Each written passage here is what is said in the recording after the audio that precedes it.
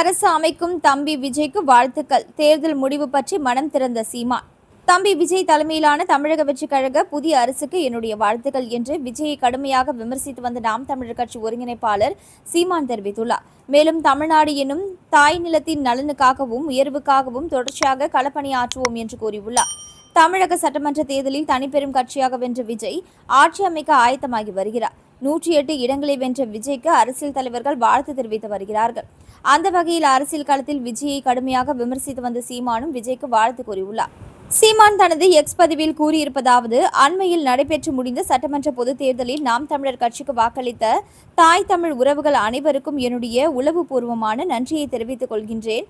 வெற்றி பெற்ற அனைத்து சட்டமன்ற உறுப்பினர்களுக்கும் பொறுப்பேற்க உள்ள தம்பி விஜய் தலைமையிலான தமிழக வெற்றிக் கழக புதிய அரசிற்கும் என்னுடைய வாழ்த்துக்கள். தமிழர்களின் வரலாற்று தாயகமான தமிழ்நாடு எனும் தாய் நிலத்தின் நலனுக்காகவும் உயர்வுக்காகவும் தொடர்ச்சியாக களப்பணியாற்றுவோம்.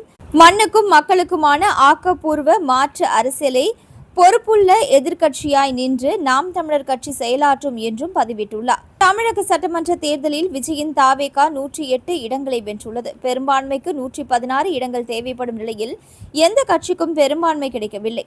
திமுக கூட்டணி 73 இடங்களிலும் அதிமுக கூட்டணி 53 இடங்களிலும் வெற்றி பெற்றுள்ளது. சீமானின் நாம் தமிழர் கட்சி போட்டியிட்ட அனைத்து தொகுதிகளிலும் தோல்வியை தழுவியது. காரைக்குடி தொகுதியில் போட்டியிட்ட சீமான் டெபாசிட் இழந்தார். கடந்த லோக்சபா தேர்தலில் 8.22% வாக்குகளை பெற்று மாநில கட்சி அங்கீகாரத்தையும் பெற்று இருந்த நாம் தமிழர் கட்சி இந்த தேர்தலில் 4% வாக்குகளை மட்டுமே பெற்றுள்ளது. நாம் தமிழர் கட்சியின் வாக்குகளையும் 4% அளவிற்கு தமிழக வெற்றிக் கழகம் பிரித்திருப்பதாகவே அரசியல் நோக்கர்கள் கணித்துள்ளனர். 2010ஆம் ஆண்டு நாம் தமிழர் கட்சியை தொடங்கிய சீமான் 2011ஆம் ஆண்டு தேர்தலில் போட்டியிடவில்லை. 2016ஆம் ஆண்டு தேர்தலில் அக்கட்சி முதன்முறையாக போட்டியிட்டது. அப்பொழுது 1.7% வாக்குகளை பெற்றது. பின்னர் கடந்த 2021ஆம் ஆண்டு சட்டமன்ற தேர்தலில் நாம் தமிழர் கட்சியின் வாக்கு வங்கி 6.58% உயர்ந்திருந்தது. கடந்த லோக்சபா தேர்தலில் இது 8% தாண்டிய நிலையில் சட்டமன்ற தேர்தலில் நாம் தமிழர் கட்சிக்கு கடும் வீழ்ச்சியை சந்தித்துள்ளது. கடந்த லோக்சபா தேர்தலில் 35 லட்சம் வாக்குகளை பெற்ற நாம் தமிழர் கட்சி தற்பொழுது 19,72,537 வாக்குகளை பெற்றுள்ளது.